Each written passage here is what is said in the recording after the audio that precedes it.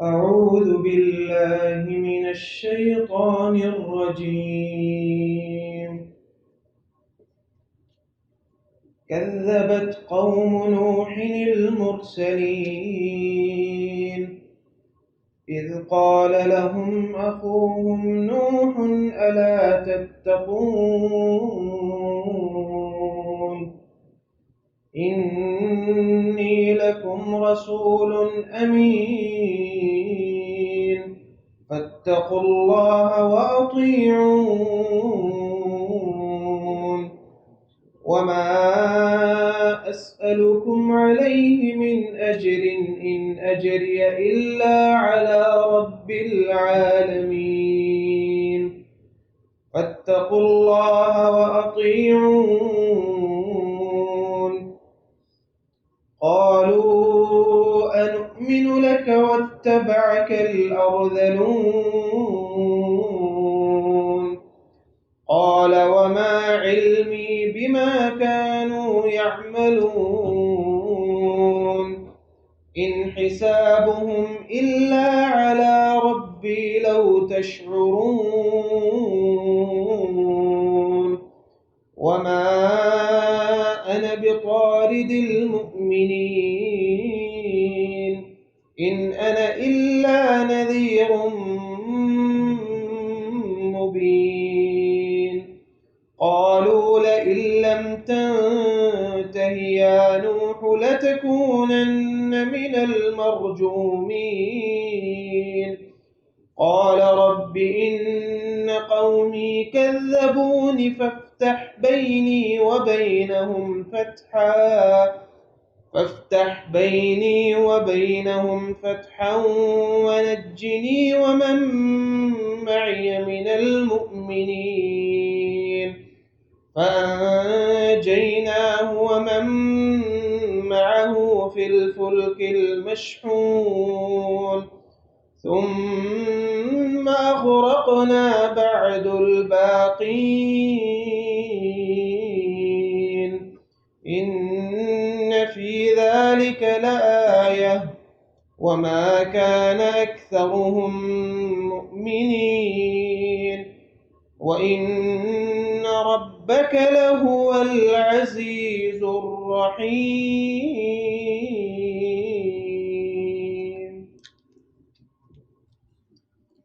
أعوذ بالله من الشيطان الرجيم. بسم الله الرحمن الرحيم. كذبت قوم نوح المرسلين. قوم نوح ने रसूलों को झुटलाया। इब्राहीम अलैहिस्सलाम के बाद नूह अलैहिस्सलाम का जिक्र अल्लाह ताला फरमा रहे हैं। वैसे ज़माने के एतबार से नूह अलैहिस्सलाम का ज़माना पहले का है, इब्राहीम अलैहिस्सलाम का ज़माना बाद का है। और नूह अलैहिस्सलाम का इलाका जो है वो इराक का था। अल्लाह ताला फरमाते हैं कि कौम नूह ने रसूलों को झुटलाया। हालांकि झुटलाया तो एक ही रसूल को था, नूह अलैहिस्सलाम को, लेकिन मुफस्सिरीन ने लिखा है कि वजह उसकी ये है कि किसी भी एक रसूल को झुटला देने का मतलब यह है कि सारे रसूलों को झुटला दिया जाए। इस एतबार से अगर देखा जाए तो मुसलमान ही इस असूल पे पूरे उतरते हैं जो सारे अंबिया पे ईमान रखते हैं। बाकी जितने भी लोग हैं या कौमें हैं वो अपने अपने रसूल पे ईमान रखते हैं, या जो पहले से आए हुए रसूल थे उन पे ईमान रखते हैं, जो अपने ज़माने का रसूल है उस पे ईमान रखते हैं, जो उनके बाद रसूल आए उन पे ईमान नहीं रखते। जो यहूदी हैं वो मूसा अलैहिस्सलाम तक के अंबिया जो हैं उन पे ईमान रखते हैं, लेकिन ईसा अलैहिस्सलाम पे ईमान नहीं रखते, रसूल अकरम सल्लल्लाहु अलैहि वसल्लम पे ईमान नहीं रखते। दोनों अंबिया का वो इनकार करते हैं, इसलिए वो भी इस रसूल पे पूरे नहीं उतरते। इसी तरह ईसाई जो हैं वो भी मोहम्मद सल्लल्लाहु अलैहि वसल्लम का क्योंकि इनकार करते हैं, इसलिए अगर किसी आदमी का जो रसालत का कानून है या रसालत का निज़ाम है उस पर जो ईमान रखता है وہ تو تمام انبیاء پہ اور تمام رسولوں پہ ایمان لائے، لیکن جو نظام رسالت پہ ایمان نہیں رکھتا وہ اپنے تعصب کی وجہ سے صرف اپنے زمانے کے نبی پہ ایمان لائے گا کہ جو میرے زمانے کا نبی ہے جس پہ میں ایمان لایا ہوں بس وہ ٹھیک ہے، اس کے علاوہ باقی غلط ہیں۔ اس اعتبار سے یا اس اصول کے اعتبار سے صرف مسلمانوں کی امت ہی کو امت ہے جو صحیح معنوں میں رسالت پہ ایمان رکھتی ہے۔ نبی صلی اللہ علیہ وسلم سے پہلے جتنے بھی انبیاء آئے ہیں ان سب پہ ہم ایمان رکھتے ہیں، موسیٰ علیہ السلام پہ بھی، نوح علیہ السلام پہ بھی، ابراہیم علیہ السلام پہ بھی، عیسیٰ علیہ السلام پہ بھی، اور پھر سب سے آخر میں آنے والے رسول اکرم صلی اللہ علیہ وسلم، ان سب پہ ایمان جو ہے وہ صرف مسلمان لاتے ہیں۔ باقی جو ہیں وہ اپنے اپنے نبی پہ ایمان رکھتے ہیں یا اپنے نبی سے پہلے کے جو انبیاء ہیں ان پہ۔ اس اعتبار سے باقی ساری قومیں یا باقی ساری امتیں ایک طرح سے نظام رسالت کی منکر ہیں۔ صرف مسلمان امت ایسی ہے جو نظام رسالت پہ حقیقتاً یا صحیح معنوں میں ایمان رکھتے ہیں کہ جتنے بھی انبیاء آئے ہیں ان سب پہ ہمارا ایمان ہے، ان سب پہ ہمارا، اور جو کتابیں اللہ نے نازل کی ان پہ بھی ہمارا ایمان ہے۔ اس لیے ایک نبی کا انکار جو ہے نا وہ سارے انبیاء کا انکار شمار کیا اللہ تعالیٰ نے۔ نوح علیہ السلام کے انکار کو اللہ تعالیٰ نے سارے انبیاء کا انکار جو ہے وہ بتایا۔ آگے پھر اللہ فرماتے ہیں اذ قال لهم اخوهم نوح الا تتقون، جب ان کے بھائی نوح نے کہا الا تتقون، کیا تم ڈرتے ہیں؟ انبیاء کے لیے اللہ تعالیٰ نے بھائی کا لفظ استعمال کیا ہے۔ انبیاء کے لیے بھائی کا لفظ اس لیے اللہ تعالیٰ نے استعمال کیا کہ جو نبی ہے اسی قوم کا ہی فرد ہوتا ہے، اسی قوم میں پیدا ہوا، اسی قوم میں بڑا، اسی قوم میں جوان ہوا، اسی قوم کے سارے معاملات دوسروں کی طرح ہی اس نے کیے۔ اس سے مطلوب یہ ہے کہ یہ جو نبی آیا ہے تمہارے درمیان یہ تم سے کسی الگ مخلوق سے تعلق نہیں رکھتا۔ جو کچھ تم ہو نو انسانی سے تعلق تمہارا ہے، نو انسانی سے ہی تعلق اس کا ہے۔ جس طرح تم بشر ہو، تمہاری ضرورتیں ہیں، تمہارے تقاضے ہیں، ویسے ہی یہ بھی بشر ہے، ویسے ہی اس کے بھی تقاضے ہیں، ویسے ہی اس کی بھی حاجات ہیں۔ یہ تمہارا ہی بھائی بند ہے، تم سے کوئی الگ مخلوق نہیں ہے۔ الا تتقون، کیا تم ڈرتے نہیں ہو؟ مطلب یہ ہے کہ اللہ پہ ایمان لاؤ، کیونکہ انبیاء جو ہیں ان کی سب سے پہلی دعوت جو ہے ان اعبدوا اللہ۔ سورہ نوح میں اللہ تعالیٰ فرمایا کہ نوح علیہ السلام کو جب اللہ تعالیٰ نے بھیجا ان کی قوم کی طرف، ان کا سب سے پہلا مطالبہ یہی تھا ان اعبدوا اللہ، اللہ کی بندگی کرو، اللہ کے علاوہ تمہارا کوئی الہ نہیں ہے، اللہ کے علاوہ کوئی رزق و کشا اور حاجت روا نہیں ہے، بس صرف اسی ایک اللہ کی بات کرو، یہ تھا مطالبہ۔ اور اسی بات پہ نوح علیہ السلام نے کہا کہ کیا تم اللہ سے بغاوت کر کے، اللہ کے ساتھ دوسروں کو شریک ٹھہرا کے اللہ سے ڈرتے نہیں کہ اللہ تمہیں پکڑ لے گا، اللہ عذاب دے گا تمہیں؟ انی لکم رسول امین، اور پھر فرمایا کہ میں تمہارے لیے امانت دار رسول ہوں۔ امانت دار رسول ہونے کا مطلب ہے ایک تو یہ بھی ہے کہ جو کچھ اللہ تعالیٰ کی طرف سے میرے پاس آتا ہے میں منو ان وہ تم تک پہنچاتا ہوں، اس میں کوئی کمی بیشی نہیں کرتا، امانت دار ہوں۔ اور دوسرا اس کا مفہوم یہ بھی ہے کہ میں نے تمہارے درمیان زندگی گزاری ہے 40 سال تک، اور تم مجھے پہچانتے ہو ایک امین آدمی کی حیثیت سے، ایک صادق آدمی کی حیثیت۔ یہ بالکل وہی بات ہے جو نبی صلی اللہ علیہ وسلم کو جس طرح کا معاملہ پیش آیا کہ نبی صلی اللہ علیہ وسلم کو قوم جو ہے وہ امین بھی سمجھتی تھی، صادق بھی سمجھتی تھی، اور ان کو اپنے آپ میں سے سب سے نیک، سب سے متقی سمجھتے تھے۔ لیکن جیسے ہی معاملہ رسالت کا شروع ہوا یا نبی صلی اللہ علیہ وسلم کی دعوت کا شروع ہوا، توحید کی بات کی نبی صلی اللہ علیہ وسلم نے، تو سب نے جھٹلانا شروع کر دیا۔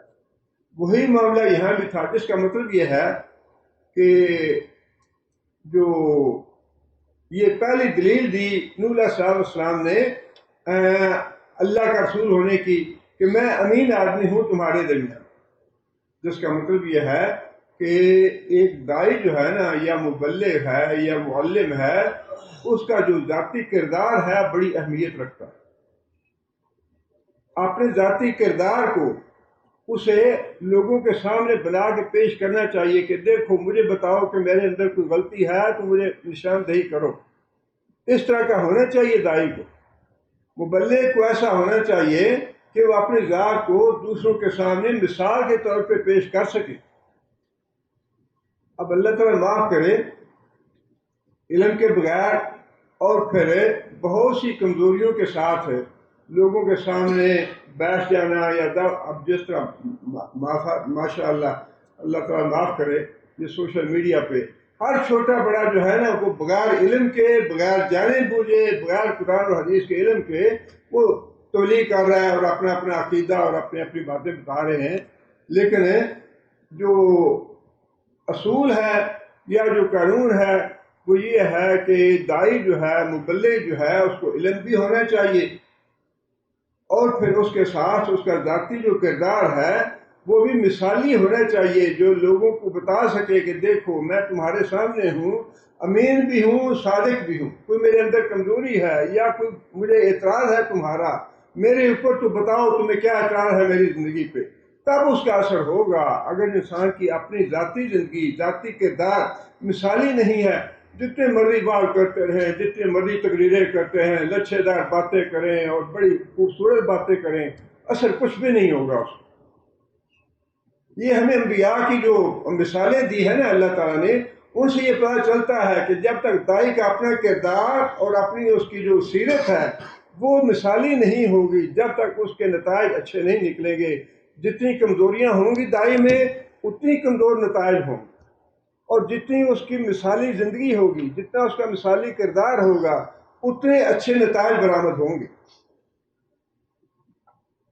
نبی صلی اللہ علیہ وسلم نے بھی جب اپنی ذات کو پیش کیا تو نبی صلی اللہ علیہ وسلم نے چیلنج کیا تھا، یہ لبثت فیکم عمرا، میں نے ایک زندگی کا لمبا حصہ تمہارے درمیان گزارا ہے، فہل وجدتمونی صادقا او کاذبا، مجھے یہ بتاؤ کہ تم نے مجھے جھوٹا پایا یا سچا پایا. اور یہ بہت بڑی ایک مثال تھی نبی صلی اللہ علیہ وسلم کی، بڑا ایک چیلنج تھا. کوئی نبی صلی اللہ علیہ وسلم کی ذاتی زندگی پہ، نبی صلی اللہ علیہ وسلم کی سیرت پہ انگلی نہیں اٹھا سکا. کسی نے یہ بات نہیں کی کہ یا رسول اللہ آپ نے مجھ سے وعدہ کیا پورا نہیں کیا، یا آپ نے مجھ سے غلط بیانی کی یا شکنی کی یا کوئی اعتراض نہیں کیا. ایک چیلنج تھا نبی صلی اللہ علیہ وسلم کی ذاتی زندگی کا اور ذاتی سیرت کا.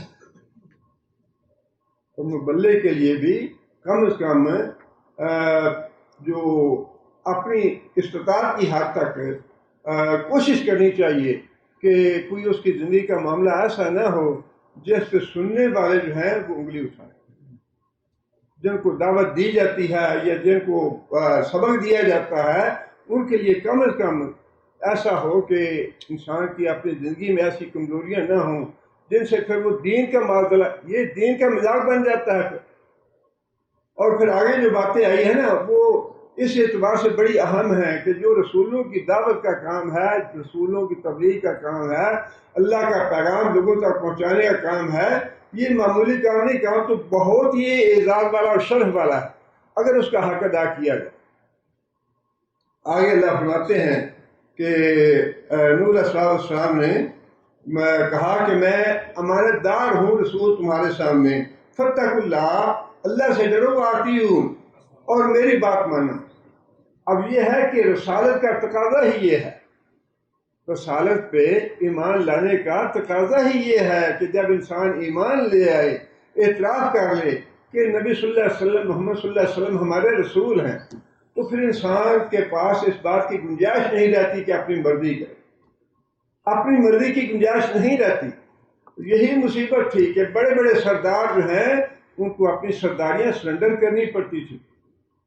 اگر وہ ایمان لے آتے رسولوں پہ تو سب سے جو بڑی رکاوٹ ہے وہ تکبر ہے، وہ اکڑ ہے اپنی سرداری کا، اپنے منصب کا، اور معاشرے میں اپنی جو بڑائی ہے اس کی جو تکبر اور اکڑ ہے وہی رکاوٹ بنی ہے انبیاء پہ ایمان لانے. اس لیے کہ رسالت کا تقاضا ہی یہ ہے کہ جو کہ رسول کہتا ہے یہ مانا جائے کہ رسول کی بات اللہ کی بات. من اطاعنی فقد اطاع اللہ، نبی صلی اللہ علیہ وسلم کے بڑے واضح الفاظ ہیں، جس نے میری اطاعت کی اس نے گویا اللہ کی اطاعت کی، اور جس نے میری نافرمانی کی اس نے گویا اللہ کی نافرمانی کی۔ یہ ہے تقاضا رسالت کا۔ جب تک یہ تقاضا پورا نہیں ہوتا، جب تک ایمان لانے کے بارے میں بات وہی ہے کہ پھر اللہ سے ڈرو۔ اللہ کے رسول کی اگر اطاعت نہیں کر رہے ایمان لانے کے باوجود، تو پھر اللہ سے ڈرو کہ اللہ کا عذاب نہ آئے، اللہ پکڑ نہ لے۔ آگے فرمایا کہ وما اسألکم من اجر ان اجریہ الا علی رب العالمین۔ یہ دوسری دلیل دی نوح علیہ السلام۔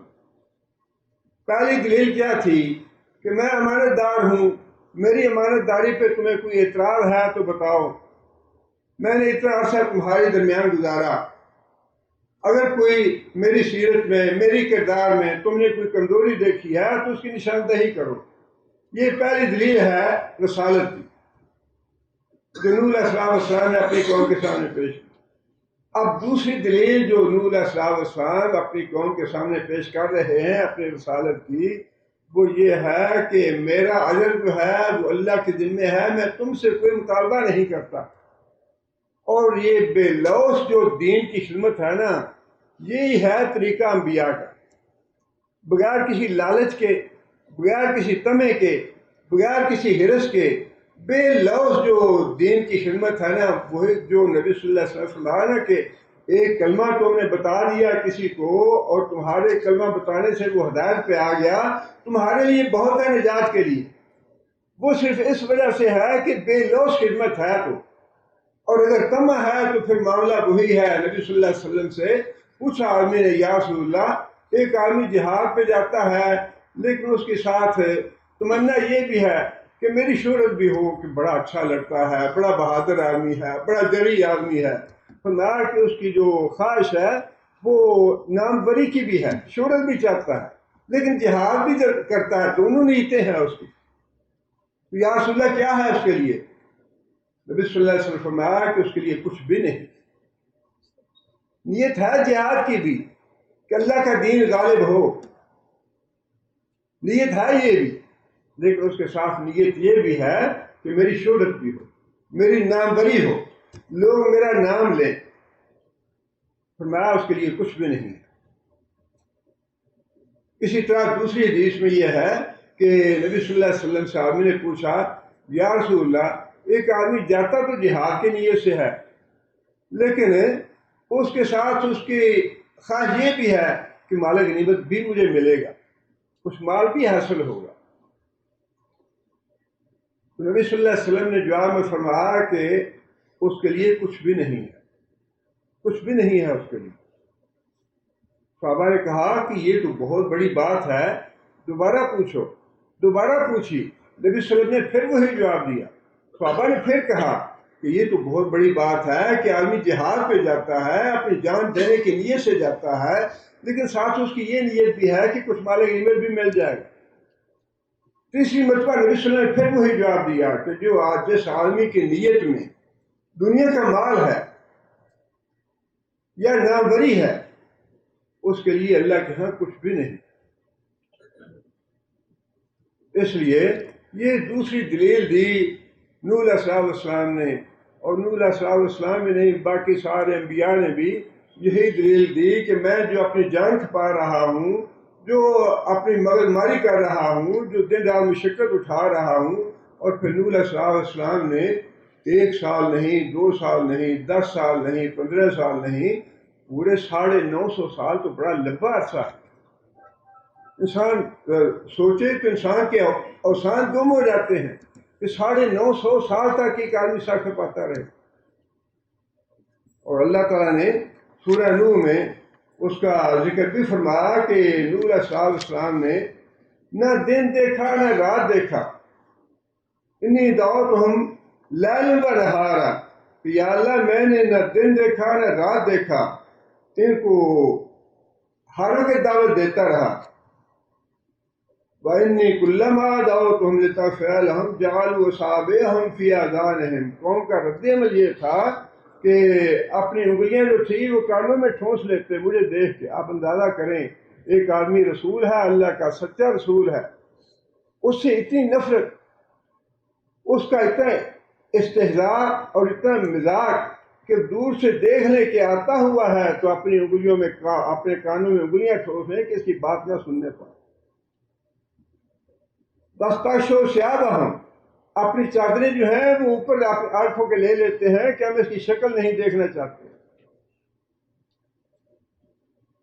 کسی عام آدمی کو بھی رسول کی تو بڑی عظمت ہے اور بڑی اس کی فضیلت ہے، لیکن عام آدمی کے ساتھ بھی اگر کوئی آدمی اس طرح کا سلوک کرے یا اس طرح کی نفرت کا اظہار کرے تو کتنا انسان کو غصہ آتا ہے اور کتنی انسان کو تکلیف اور رنج پہنچتا ہے.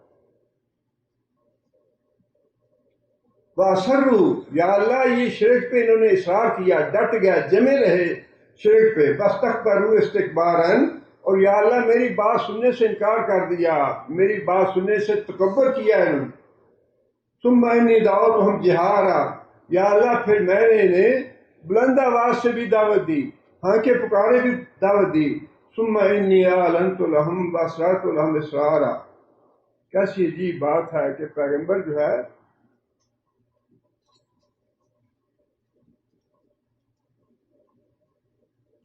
950 سال تک دعوت دے کے کس طرح اپنا رونا رو رہا ہے آخر میں 950 سال کے بعد. یا اللہ میں نے دن نہیں چھوڑا، رات نہیں چھوڑی، کوئی لمحہ نہیں چھوڑا. اور پھر فرمایا کہ اسرارت لہم اسرارا، کبھی میں نے عام کھلے ہاں کے بھی ان کو دعوت دی اور کبھی چپکے چپکے گھروں میں جا کے الگ کر کے الگ بتا کے ان کو سمجھایا بھی، بتایا بھی، ساری بات بتائی، سب کچھ کیا ان کو، لیکن ان پہ یا اللہ کوئی اثر نہیں ہوا، بات ماننے کے لیے تیار نہیں ہے. یہ بہت بڑا المیہ ہے اور یہ المیہ قیامت تک ایسے ہی چلتا رہے گا. جو دین کا بات کرنے والے ہیں نا وہ گولیوں سے وہی پوچھنے جاتے، آج بھی وہی ہے، جیلوں میں وہی ڈالے جاتے ہیں جو دین کی بات کرنے والے. اور پھر ان کا کوئی پوچھنے والا ہے، اگر کوئی کفال مر جائے نا یا اس کو گولی لگ جائے. آج 7 سال کے بعد کفال جو تھا اس کا قاتل جو ہے پکڑا گیا ہے اور اس کی باقاعدہ بڑی سرخی آئی ہے کہ کفال فلاں 7 سال پہلے مرا تھا، قاتل ہم نے پکڑ لیا ہے. اور وہ ڈاکٹر عادل جو صحابہ کرام کی عظمت کے پیچھے قتل ہوا اس کے قاتل نہیں ملیں گے. اور وہ جو زیار رحمان کراچی والے فوت ہوئے یا ان کو شہید کیا گیا ان کے قاتل نہیں پکڑے جائیں. معاملہ آج بھی وہی ہے.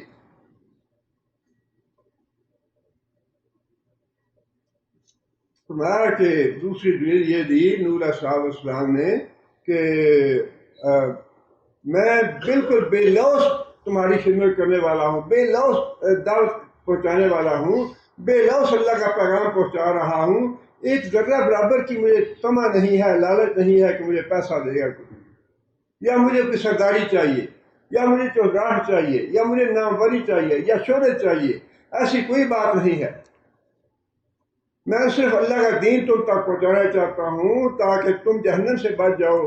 اللہ کا رسول بھی یہی باتیں کرتے کرتے دنیا سے رخصت ہو گیا. فرمایا کہ میں تم جہنم کے کنارے پہ کھڑے ہو، تم لوگ جہنم کے کنارے پہ کھڑے ہو اور میں تمہیں کمر سے ایسے پکڑ پکڑ کے پیچھے کھینچ رہا ہوں اور تم زبردستی میرے ہاتھوں سے نکلے جا رہے ہو.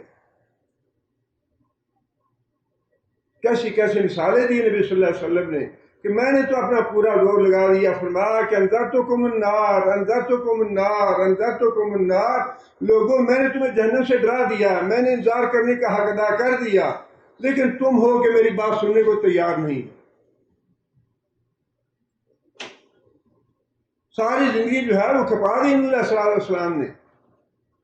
اور اس کے بعد فرما رہے ہیں یہ بات کہ یا اللہ میں نے ان کو ہر لمحے بتایا، دن کو بھی رات کو بھی، چپکے چپکے بھی، لوگوں کے سامنے بھی، لیکن ان لوگوں نے میری بات سننے سے انکار کر دیا. میں نے بے لوث جو دین کی بات تھی یا توحید کا پیغام تھا بغیر کسی طمع کے، بغیر کسی لالچ کے، بغیر کسی حرص کے پہنچایا ان تک. اور یہ دوسری دلیل ہے انبیاء کی بے لوث ہونے کی. اب یہ ہے کہ افضل جو عمل ہے نا داعی کے لیے یا مبلغ کے لیے افضل عمل، اور اس کی مثالیں بہت ہیں، ایسا نہیں ہے کہ اس کی مثالیں نہیں ہیں. وہ جو بات نبی صلی اللہ علیہ وسلم نے فرمائی نا کہ جو آدمی جو نیت کر لے اللہ اس کی نیت پوری کرتا. اور بڑی واضح باتیں فرمائی کہ جو آدمی صبر کرنے کی نیت کرے گا اللہ اس کو صبر دے. جو آدمی سوال کرنے سے بچنا چاہے گا اس کو اللہ سوال کرنے سے بچا لے گا. جو آدمی قرض ادا کرنے کی نیت کرے گا اللہ اس کا قرض ادا کر دے گا. اور یہ بالکل مجرد بات ہے کہ جس چیز کی انسان نیت کر لینا اچھا جی میں نے دین کا کام کرنا ہے، میں نے اس کا معاوضہ نہیں کرنا، اس کے لیے اللہ تعالیٰ کوئی نہ کوئی وسائل پیدا کر دیتا ہے. ہمارے زمانے میں کالج میں جب ہم پڑھتے تھے تو روزانہ مغرب کی نماز کے بعد کالج کے احاطے میں ہی کیمپس میں مسجد تھی، تو روزانہ مغرب کی نماز کے بعد ایک بوڑھا سا آدمی بیچارہ وہ آ کے 15 منٹ کے لیے 20 منٹ کے لیے درس دیتا تھا، اور بڑا اچھا علمی درس دیتا تھا، بڑی اچھی باتیں قرآن مجید اور حدیث کے حوالوں سے. وہ کرتے کیا تھے، وہ بڑھئی تھے، اسی بازار میں بڑھئی کی دکان تھی ان کی. سارا دن اپنے بڑھئی کا کام کرتے تھے لیکن شام کو مسجد میں آ کے درس دیتے. یہ ہے وہ چیز جس کے فی الواقعی نتائج برآمد ہوتے ہیں، جس کے اثرات ہوتے ہیں. اب اس کے بعد ایک دوسری سٹیج ہے کہ ایک آدمی علماء نے اس کو جائز قرار دیا ہے کہ آدمی کے پاس وسائل نہیں ہیں، آدمی اپنا وقت دیتا ہے اور آدمی دعوت کا کام کرتا ہے، نمازیں پڑھاتا ہے، جمعہ پڑھاتا ہے، خطبہ وغیرہ دیتا ہے، اور کوئی اس کے وسائل نہیں ہیں. تو جتنا کچھ عوام یا مسجد کے جو متعلقہ افراد ہیں، نمازی ہیں، اپنی مرضی کے ساتھ، اپنی رضا کے ساتھ جو کچھ اس کی خدمت کر دیں یا آپس میں طے کر کے جو کچھ کر لیں، اس حد تک تو علماء نے اجازت دی ہے کہ اتنا جو ہے وہ اجازت ہے. لیکن تقریر کے لیے ریٹ مقرر کرنے، اتنا دو گے تو آؤں گا، 1 لاکھ دو، 2 لاکھ دو تب میں آؤں گا، یہ جو ہے یہ مذموم ہے، بالکل مذموم ہے. یہ تباہی اور بربادی ہے درس دینے والے کے لیے بھی اور سننے والوں کے لیے. نہ ایسے تقریریں کرائیں، نہ ایسے بات کرائیں جس میں علماء کا یہ رجحان ہو یا یہ حرص ہو کہ زیادہ سے زیادہ ہمارے ریٹ بڑھیں، زیادہ سے زیادہ ہم مال کمائیں. یہ بالکل مذموم ہے. اس لیے جہاں تک ایک حد ہے کہ جو مناسب طریقے سے خود نمازی یا جو اس محلے کے لوگ ہیں وہ طے کر کے خدمت کر دیں اور اس میں قناعت کر لے آدمی کہ ٹھیک ہے مجھے میرا مطالبہ نہیں ہے لیکن جو کچھ ہے اللہ تعالیٰ سے برکت دے، اور پھر باقی اللہ برکت دیتے بھی. بہت سی مثالیں ہیں کہ جو اپنا کام کر کے، اپنا بزنس کر کے، اپنی خطاطی کر کے، ہمارے والد صاحب نے 50 سال تک مسجد کی امامت بھی کی اور خطابت بھی کی اور بڑی پابندی سے کی، لیکن اللہ کے فضل و کرم سے ساری زندگی خطاطی کا کام کیا. 3 مرتبہ قرآن مجید کی خطاطی کی اور پورا سیاستہ جو ہے وہ اپنے ہاتھوں سے کتابت کی. اس ساری زندگی خطاطی کرتے رہے لیکن ساتھ دین کی دعوت کا کام کیا، اور الحمدللہ اس کے اتنے اثرات تھے کہ وہ گاؤں جس میں شیعوں کا اور بریلویوں کا زور تھا، قبر پرستوں کا، قبوریوں کا، وہاں پہ گدیاں تھیں، 2-3 گدیاں تھیں. اللہ کے فضل و کرم سے اس بستی میں توحید پرستوں کا انقلاب اللہ تعالیٰ نے دے دیا اور پیدا کر دیا. اثرات اسی دعوت کے اور اسی تبلیغ کے ہیں جو انبیاء کی پیروی میں ہے یا جو بے لوث اور بغیر کسی حرص اور لالچ کے. اثرات اسی کے. آگے نبی علیہ السلام فرماتے ہیں فاتقوا اللہ واطیعون، دوبارہ وہی بات فرمائی کہ اللہ سے ڈرو اور میری اطاعت کرو. رسالت پہ ایمان لانے کا تقاضا ہی یہ ہے کہ رسول کی ہر بات مانی جائے. ما اسألکم علیہ من اجر ان اجریہ الا علی رب العالمین، میرا اجر جو ہے وہ اللہ رب العالمین کے پاس ہے. فاتقوا اللہ واطیعون، اللہ سے ڈرو اور میری اطاعت کرو. یہ پہلا جو آیت ہے وہ ہے اس بات کے لیے کہ مجھے جھٹلاؤ مت، مجھ پہ ایمان لاؤ، اللہ سے ڈرو اور میری رسالت پہ ایمان لاؤ. اب دوسرا یہ ہے فاتقوا اللہ واطیعون کہ مجھ پہ جب ایمان لے آئے ہو تو میری بات بھی مانو. جب میرے اوپر ایمان لے آئے ہو تو پھر میری بات بھی مانو. اور میری بات نہ ماننے سے ڈرو اللہ سے۔ اب جب اللہ کے رسول پہ ایمان لے آئے تو پھر انسان پابند ہو گیا اس بات پہ کہ نماز بھی ویسی پڑھے جیسے رسول اللہ صلی اللہ علیہ وسلم نے بتائی ہے، روزے ویسے رکھے، اور اسی طرح حج اور عمرہ ویسے کرے، حلال اور حرام کی تمیز کرے، حقوق جو ہے وہ والدین کے ادا کرے، اپنے بیوی بچوں کے ویسے ادا کرے جیسے اللہ کے رسول نے بتایا ہے، اپنی ساری زندگی کو نبی صلی اللہ علیہ وسلم کی اطاعت میں اپنی جو ہے گردن سرنڈر کر دے، اپنے سارے معاملات زندگی کے سرنڈر کر دے نبی صلی اللہ علیہ وسلم کے سامنے کہ ہاں نبی صلی اللہ علیہ وسلم نے کیسے فرمایا۔ قالو، اب دیکھیے جواب میں قوم کیا کہتی ہے، انؤمن لک واتبعک الارذلون۔ قالو، جواب میں قوم نے یہ بات کہی، انؤمن، کیا ہم ایمان لائیں، لک تمہارے اوپر، واتبعک الارذلون، حالانکہ تمہارے اوپر ایمان لانے والے لوگ جو ہیں وہ تو وہ ہیں جن کا معاشرے میں کوئی مقام ہی نہیں ہے، سب سے جو ادنا طبقہ ہے، جو غریب مسکین اور محتاج قسم کے لوگ ہیں وہ تمہارے اوپر ایمان لائے ہیں، تو ہم سردار کیسے ایمان لائیں؟ یہ بالکل وہی بات تھی جو صورتحال نبی صلی اللہ علیہ وسلم کو پیش آ رہی تھی کہ مکہ کے سردار جو تھے وہ یہی مطالبہ کر رہے تھے کہ اے محمد صلی اللہ علیہ وسلم، جب آپ کے پاس ہم آتے ہیں تو آپ کے ارد گرد یہ ابو ذر غفاری اور خباب اور بلال اور یہ جو ہے ہمارے نزدیک یہ ادنا طبقہ ہے، یہ بیٹھے ہوتے ہیں، ان کے بیٹھے ہوئے ہم تمہارے پاس کیسے بات سنیں بیٹھ کے؟ اور یہ واقعہ بھی ہے کہ نبی صلی اللہ علیہ وسلم کے پاس دو سردار آئے اور انہوں نے آ کے یہی بات کہی کہ یہ تو ہماری عربوں کی جو روایت ہے نا اس کے خلاف ہے، اس میں عربوں کی بڑی حد تک ہے۔ باہر سے آپ کے پاس اگر لوگ آئیں گے وفود وغیرہ اور وہ دیکھیں گے کہ آپ کے پاس یہ جو غریب اور مسکین اور محتاج قسم کے لوگ بیٹھے ہیں، اس میں تو ہماری بڑی حد تک اور بڑی توہین ہے، لہٰذا آپ اگر ہمیں کوئی دعوت دینا چاہتے ہیں، ہمیں کوئی بات بتانا چاہتے ہیں، ان لوگوں کو اپنی مجلس سے پہلے ہٹا دیں، اور جب یہ نہیں ہوں گے تو پھر ہم آپ کے پاس آ کے بیٹھیں گے، آپ کی بات سنیں گے۔ حدیث میں ہے کہ نبی صلی اللہ علیہ وسلم نے ان لوگوں تک بات پہنچانے کے لیے یہ فیصلہ کر لیا کہ ٹھیک ہے، جب تم لوگ آؤ تو یہ لوگ میں اٹھا دوں گا انہیں، یا ایسے وقت آؤ جب یہ میرے پاس نہ ہو۔ تو وہ جو سردار تھے دونوں، انہوں نے یہ کہا کہ اچھا ہمیں آپ معاہدہ تحریر کر دیں۔ دیکھیے کتنی ان کے سرداری کی اکڑ تھی اور کتنا تکبر تھا کہ اس بات کے لیے بھی وہ یہ چاہتے تھے کہ ہمیں تحریری یہ معاہدہ دے دیں، تحریری بات لکھ کے دیں کہ جب ہم یہاں آئیں گے تو آپ کے پاس کوئی ان لوگوں میں سے آپ کے پاس بیٹھا نہیں ہوگا، تب ہم آپ کی بات سنیں گے۔ نبی صلی اللہ علیہ وسلم نے حضرت علی سے کہا کہ علی قلم اور کاغذ لاؤ اور ان کو لکھ کے دے دو۔ اس حدیث کے راوی شاید ابو ذر ہیں یا جو بھی راوی ہیں، وہ کہتے ہیں کہ جب نبی صلی اللہ علیہ وسلم نے یہ بات کہی حضرت علی کو کہ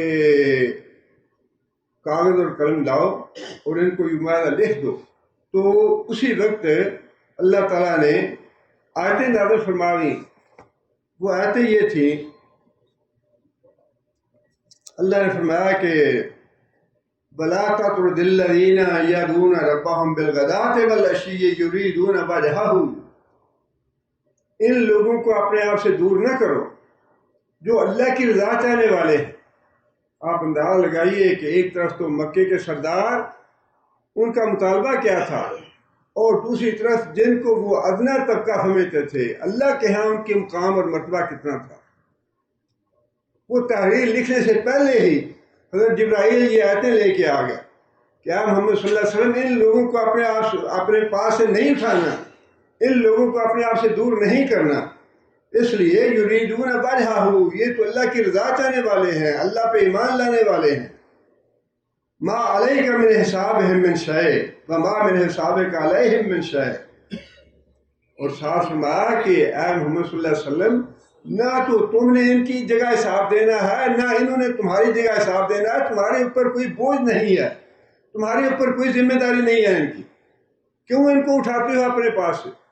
ان کو اپنے پاس سے نہیں اٹھانا اور یہ تحریر نہیں لکھ کے دینی.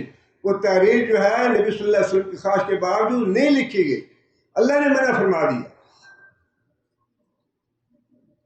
آگے اللہ فرماتے ہیں فَتَطْرُدَهُمْ فَتَكُونَ مِنَ الظَّالِمِينَ. بڑی سخت بات اللہ نے فرمائی.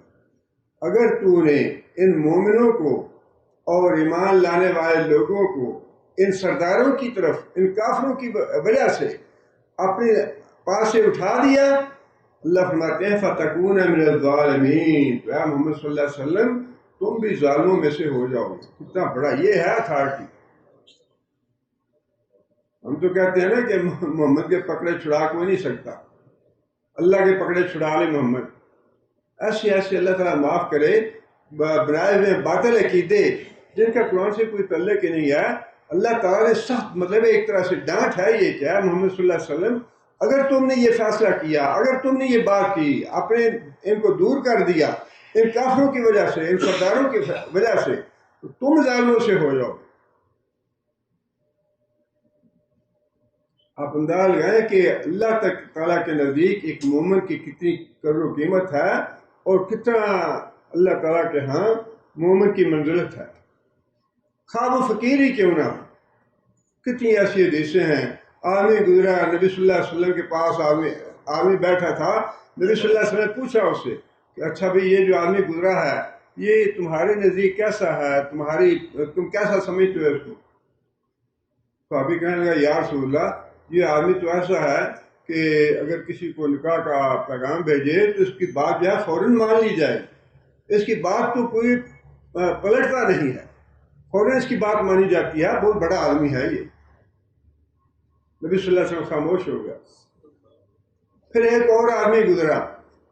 نبی صلی اللہ علیہ وسلم نے کہا کہ اچھا اس کے بارے میں کیا خیال ہے تمہارا؟ تو وہ صحابی نے کہا یا رسول اللہ یہ بیچارہ تو ایسے مسکین آدمی ہے, اس کی تو کوئی بات سنتا ہی نہیں. اگر کسی کو نکاح کا پیغام بھیجے تو کوئی اس کو نکاح کا نہیں کرتے رہے, کوئی اس کی اہمیت نہیں ہے معاشرے میں.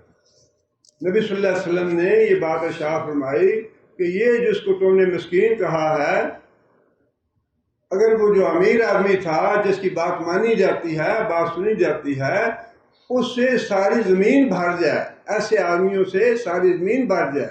مسلمان ہے وہ بھی, یہ بھی مسلمان ہے, کافر کی بات نہیں ہے. اگر ساری زمین بھر جائے, یہ امیر آدمی جو ہے نا اس سے ساری زمین بھر جائے, تو یہ اکیلا آدمی جس کو تم مسکین سمجھ رہے ہو, جس کو تم غیر اہم سمجھ رہے ہو, یہ ایک آدمی جو ہے وہ ساری زمین سے بھرے ہوئے لوگوں سے زیادہ اللہ کے نزدیک قیمتی ہے.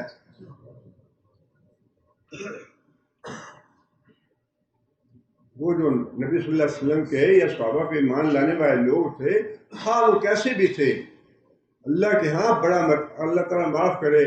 آج کل تو ایسا اندھیر ہے, ایسی جہالت ہے. یہ وہ صحابہ ہیں, یہ وہ لوگ ہیں جن کی اللہ نے تعریف فرمائی, جن کے لیے اللہ نے آیتیں نازل کی. ان کے بارے میں آج جاہل قسم کے لوگ اور بے عمل قسم کے لوگ اور نالائق اور احمق لوگ جو ہیں وہ گل کی لمبی زبانیں نکال کے تو صحابہ کے بارے میں اعتراض کرتے ہیں, صحابہ کی گستاخی کرتے ہیں, صحابہ کرام کی توہین کرتے ہیں, جن کی اللہ نے اتنی عزت افزائی فرمائی کہ اللہ کے رسول کی بات جو ہے وہ لکھتے لکھتے اللہ نے آیتیں نازل کر دی کہ یہ تحریر مت کرو, روک دیا نبی صلی اللہ علیہ وسلم. ان صحابہ کرام کے بارے میں کوئی معمولی سی بات زبان سے نکالنا تو بڑی دور کی بات ہے, اپنے دل میں کوئی معمولی سی بات ان کے بارے میں لانا جو ہے وہ بھی ایمان کو برباد کرنے کے لیے کافی. یہ وہ صحابہ کرام ہیں.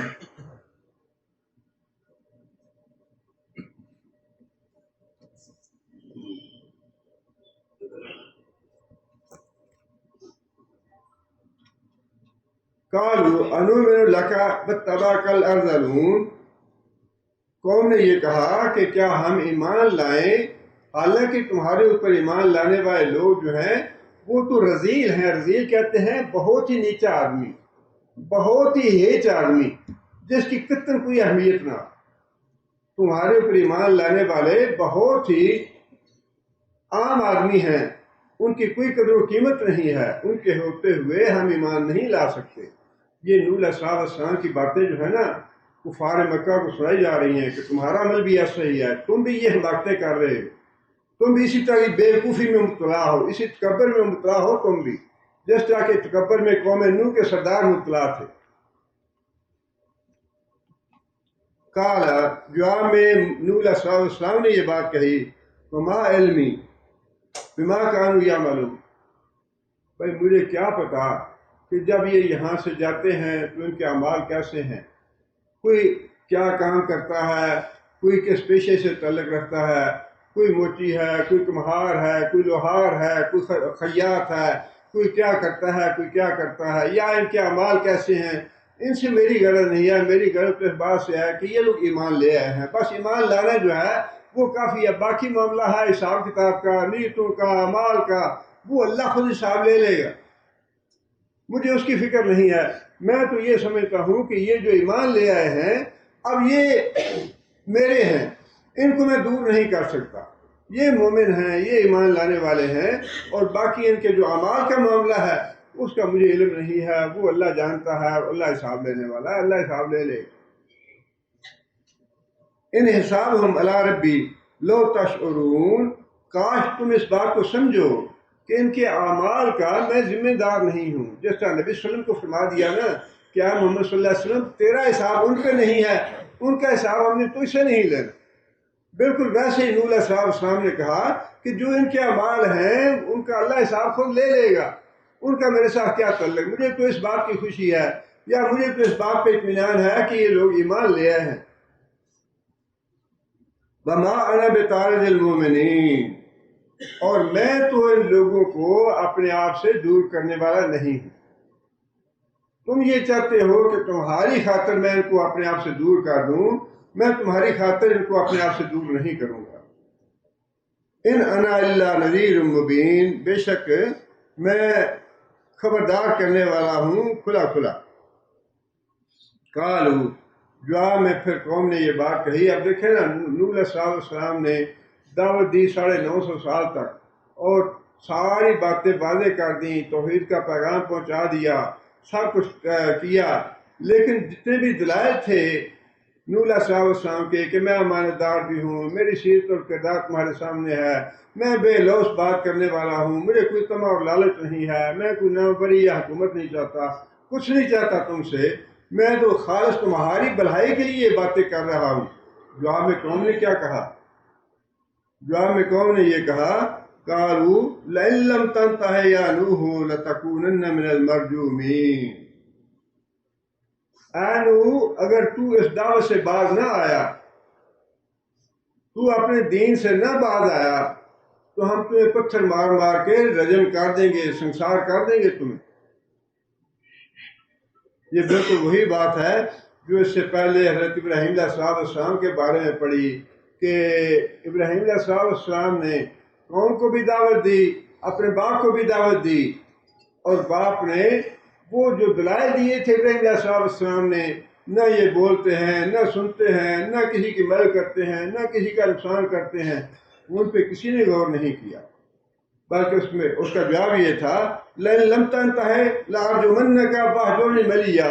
اے ابراہیم, اگر تو باز نہیں آتا ہمارے بزرگوں کی گستاخی کرنے سے, اگر ہمارے بزرگوں کی توہین کرنے سے تم باز نہیں آتے, تو ہم تمہیں پتھر مار مار کے مار دیں گے, بس تو ہمیشہ کے لیے گھر سے چلا جا, نکل جا گھر سے. اب اندازہ کیجیے, ایک طرف پیغمبر جو ہے وہ دلائل دے رہا ہے, ایک دلائل نہیں 20 دلائل دیتا ہے, بھائی یہ بولتے نہیں, یہ جواب نہیں دیتے, یہ حاجت روا نہیں ہے, یہ مشکل کشا نہیں ہے, تمہارا کوئی بگاڑ نہیں سکتے, کوئی سنوار نہیں سکتے. کتنے اچھے دلائل دیتے ہیں انبیاء, لیکن اس کے جواب کیا ہے؟ جواب یہ ہے کہ ہم تمہیں پتھر مار مار کے مار دیں.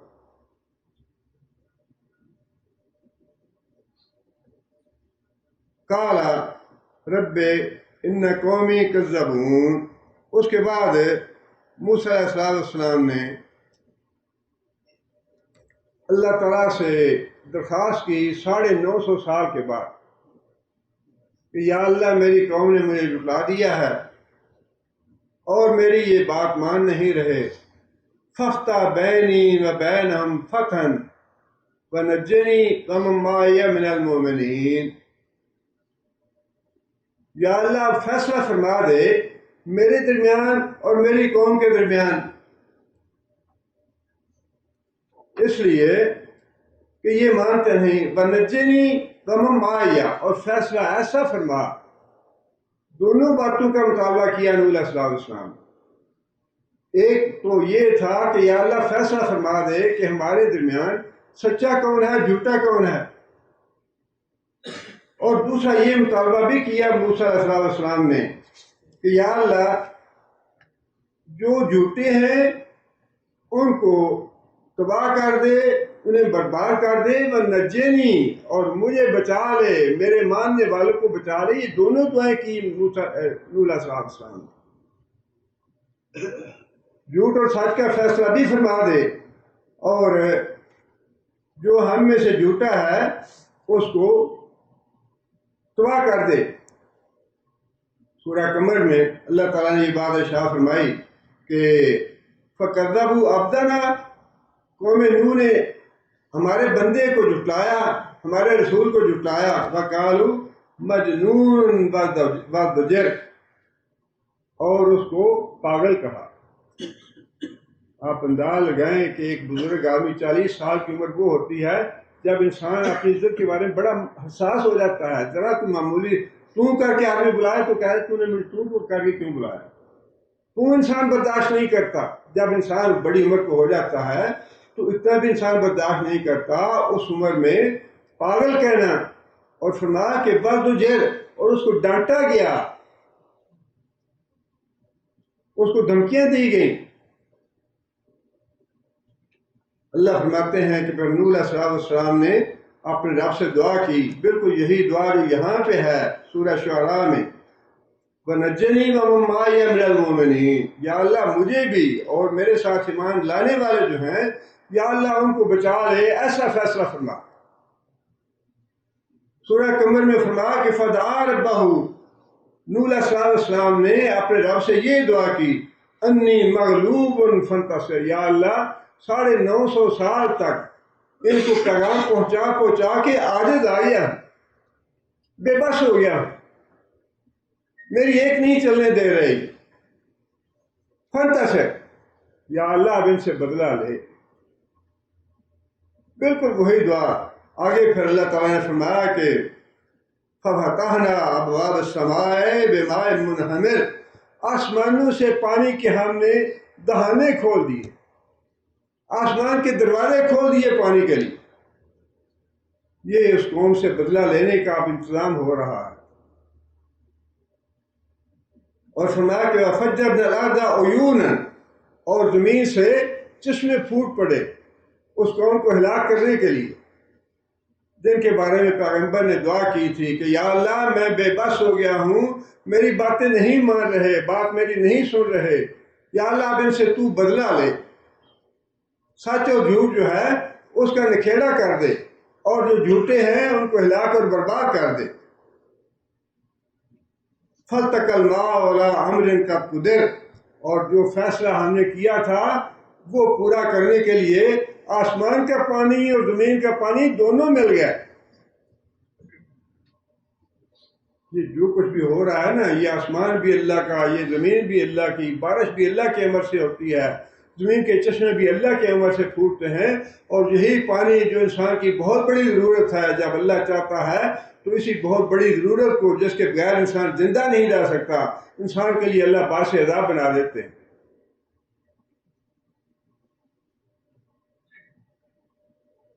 اللہ فرماتے ہیں کہ وَفَجَّرْنَا الْأَرْضَ عُيُونًا وَحَمَلْنَاهُ عَلَىٰ ذَاتِ أَلْوَاحٍ وَدُسُرٍ، اور پھر ہم نے نوح علیہ السلام کو اور جو ان کے ساتھی تھے ان کو ہم نے کشتی پہ سوار کرا دیا۔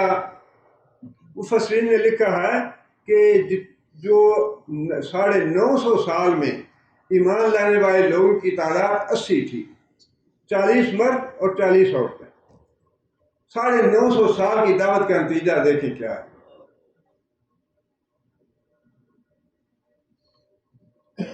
فرمایا کہ تجریبیہ یوننا جزاء لمن کانا کفر، اور پھر وہ کشتی جو تھی ہماری نگرانی میں چل رہی تھی، اور یہ بدلہ لیا ہم نے جو انکار کیا گیا یا جس کی ناقدری کی گئی، جس کی ناشکری کی گئی، جس کی توہین کی گئی، جس کا استہزاء کیا گیا، جس کو پاگل اور دیوانہ کہا گیا، اللہ فرماتے ہیں کہ اس کا بدلہ ہم نے لے لیا۔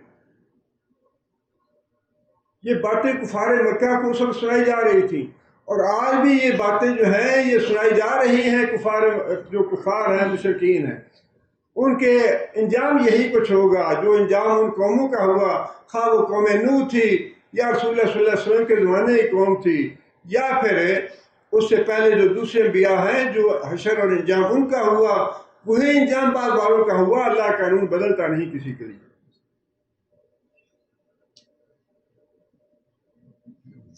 فرمایا کہ وَلَقَدْ تَرَكْنَاهَا آیَةً فَهَلْ مِن مُدَّکِرٍ، یہ ہے اللہ تعالیٰ کا تبصرہ قوم نوح کی تباہی پہ، کہ قوم نوح کو ہم نے تباہ کر دیا اور اس کو ایک نشانی بنا دیا بعد میں آنے والوں کے لیے کہ یہ تمہارے لیے سبق ہے، سبق حاصل کرو قوم نوح سے۔ یہ قریش مکہ کے سرداروں کو بتایا جا رہا ہے کہ قوم نوح کے سرداروں نے انکار کیا، جھٹلا دیا، توہین کی، استہزاء کیا، اور اس کے نتیجے میں ہم نے ان کا بالکل خاتمہ کر دیا، کوئی ایک بندہ باقی نہیں بچا۔ فرمایا کیا تمہارے لیے کوئی سبق نہیں ہے اس میں؟ سبق حاصل کرو تم بھی اس سے۔ اگر تم نہیں مانو گے تو پھر وہی ہوا جو عذاب اللہ نے لانا تھا۔ اللہ تعالیٰ نبی صلی اللہ علیہ وسلم فرماتے ہیں کہ صحابہ کرام کہتے ہیں بدر میں 313 آدمی تھے، اور لوگ جو تھے ان 313 میں سے بھی گھبرانے والے بھی تھے کہ یہ کیسے ہوگا کہ 1000 کا لشکر ادھر ہے اور کیل کانٹے سے لیس ہے، ہر طرح کا اسلحہ موجود ہے، ہمارے پاس نہ گھوڑے ہیں، نہ اونٹ ہیں، نہ ہتھیار ہیں، کچھ بھی نہیں ہے، لڑیں گے کیسے؟ اور اللہ تعالیٰ نے دکھا دیا نا پھر کہ جب میں بدلہ لیتا ہوں یا جب میرا عذاب آتا ہے، اللہ نے قرآن میں جی یہ بات ارشاد فرما دی، جنگ سے پہلے ہم نے نبی صلی اللہ علیہ وسلم کو وحی کر دیے کہ اے نبی فکر کی بات نہیں، 1000 فرشتہ میں تمہاری مدد کے لیے بھیج رہا ہوں۔ اور سزا ایسی دلوائی کافروں کو کہ قیامت تک کافر اور مشرک یاد رکھیں گے کہ 313 نہتے آدمیوں کے ہاتھوں 1000 کا لشکر جو ہے ذلیل و رسوا ہو گیا۔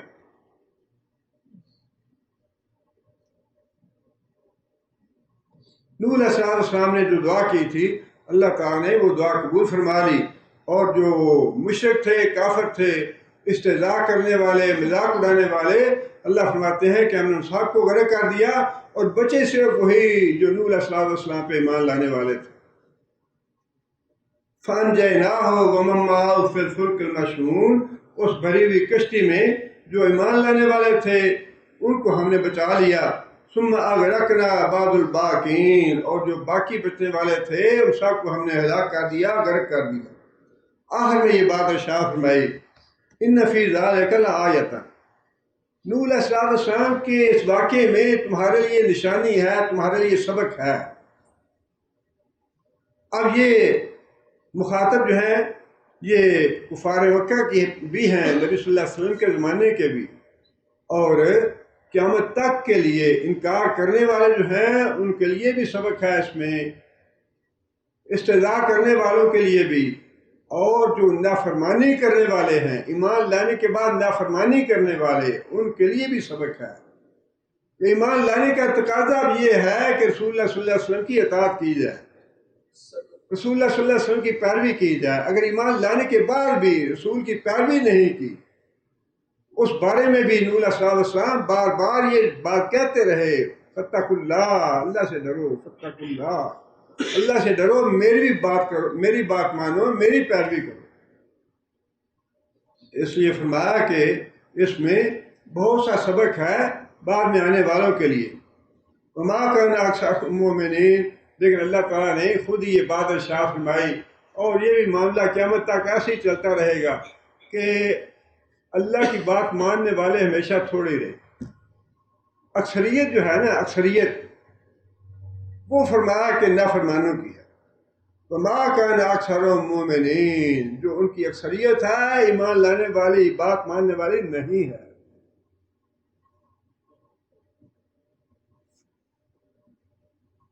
اکثریت جو ہے نا ایک جگہ پہ نہیں، بار بار اللہ نے قرآن مجید میں بڑی جگہ پہ یہ بات شاہ فرمائی. اکثریت جو ہے بے عقلوں کی، اکثریت جو ہے وہ جاہلوں کی ہے، اکثریت جو ہے ایمان نہ لانے والوں کی. اور ہماری بھی عقل کے داد دینی چاہیے کہ ہم کہتے ہیں نہیں ہم نے اکثریت سے اسلام لانا ہے. جیسی اکثریت ہے ویسا پھر اسلام ہے نا. اللہ تعالیٰ نے جو بار بار فرمایا کہ اکثریت جاہلوں کی، اکثریت بیوقوفوں کی، اکثریت ایمان نہ لانے والوں کی، اکثریت نافرمانوں کی، ایک جگہ پہ نہیں 20 جگہ پہ. اور ہمارا 70 سال سے 75 سال سے دور یہی ہے کہ اس اکثریت کے بل پہ ہم اسلام لائیں گے.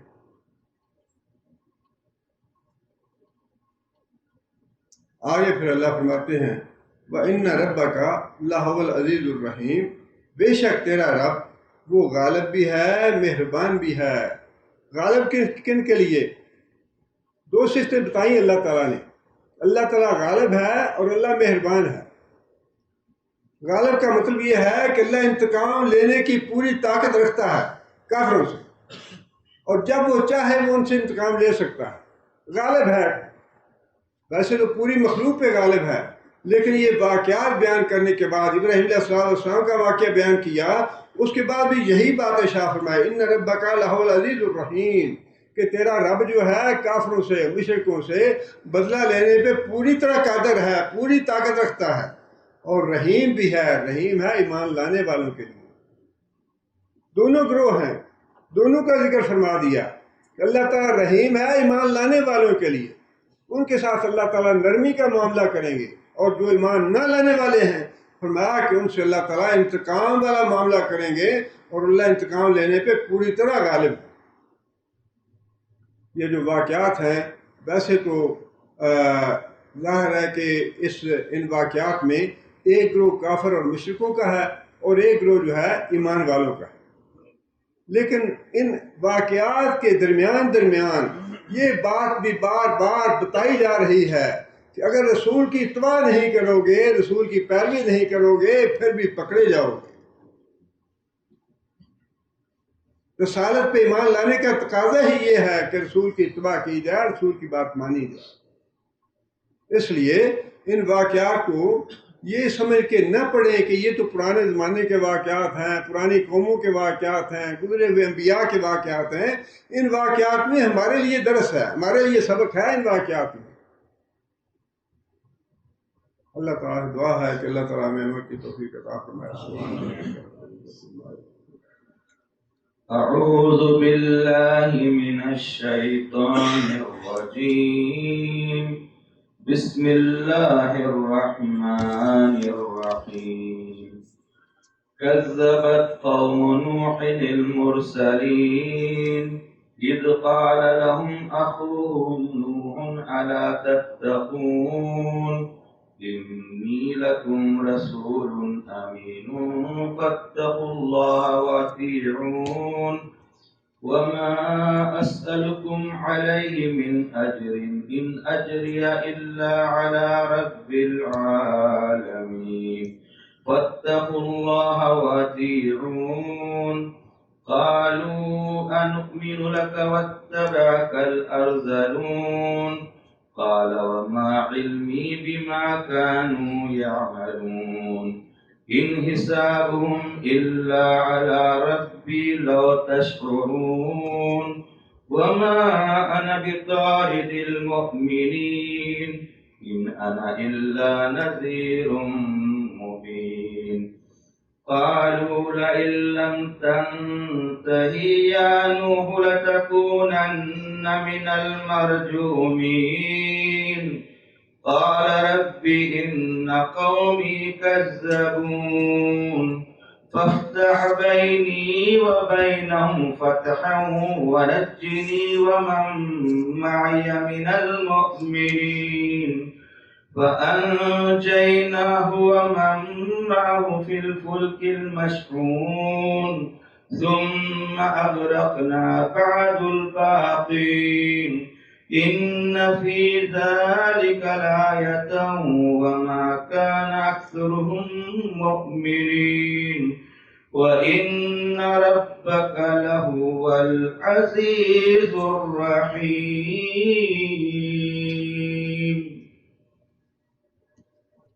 بسم الله الرحمن الرحيم الحمد لله رب العالمين الرحمن الرحيم مالك يوم الدين إياك نعبد وإياك نستعين اهدنا الصراط المستقيم صراط الذين أنعمت عليهم غير المغضوب عليهم ولا الضالين.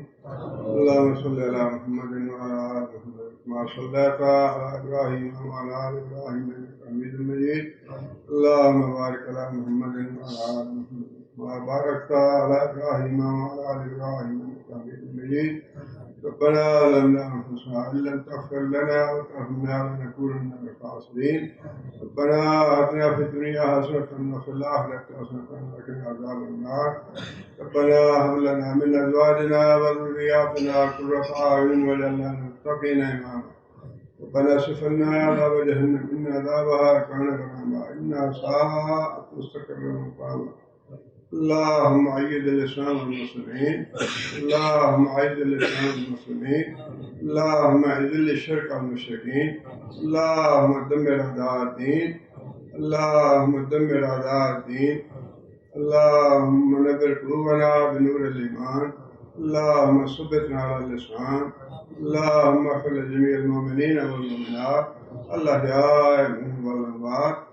اہل فلسطین کے لیے خاص طور پہ دعاؤں کا اہتمام کرنا چاہیے کہ اللہ تعالیٰ ان کی نصرت فرمائے اور ان کے جو مد مقابل کافر ہیں یہود و نصارہ ہیں یا جتنی بھی قومیں ہیں اللہ تعالیٰ ان سے بدلہ لے. اور یہ بات طے ہے کہ انشاءاللہ اللہ تعالیٰ کی حکمت جو ہے اس کے تحت سارے مشیت کے تحت کام ہوتے ہیں. اللہ تعالیٰ کی جو پلاننگ ہے یا جو منصوبہ ہے اس کا ہم اندازہ نہیں لگا سکتے، لیکن اس بات پہ ہمیں ایمان رکھنا چاہیے کہ جو بھی کام ہو رہا ہے اللہ کی حکمت کے تحت ہو رہا ہے اور انشاءاللہ اس کا انجام جو ہے جو ہمیں بتایا گیا ہے بار بار واقعات سے کہ نجات پانے والے اور کامیاب ہونے والے وہی ہیں جو انبیاء پہ ایمان لائے ہیں اور انبیاء کی پیروی کی ہے، اور جنہوں نے ظلم کیا ہے، جنہوں نے مخالفت کی ہے، جنہوں نے جھٹلایا ہے، اللہ تعالیٰ ان کو پکڑیں گے، اللہ ان کو عذاب دیں گے. اس لیے یہ دعا تو ضرور کرنی چاہیے کہ اللہ تعالیٰ اپنے دشمنوں کو، نبی صلی اللہ علیہ وسلم کے دشمنوں کو، مسلمانوں کے دشمنوں کو، قرآن کے دشمنوں کو تباہ اور برباد کرے اور ہلاک کرے. یہ اللہ کا قانون ہے، اس کے لیے دعا ضرور کرنی چاہیے. اور اللہ تعالیٰ مسلمانوں کو جہاں کہیں بھی وہ مظلوم ہیں اللہ تعالیٰ کی نصرت فرمائے. ربنا تقبل منا انك انت السميع العليم وتب علينا انك انت التواب الرحيم.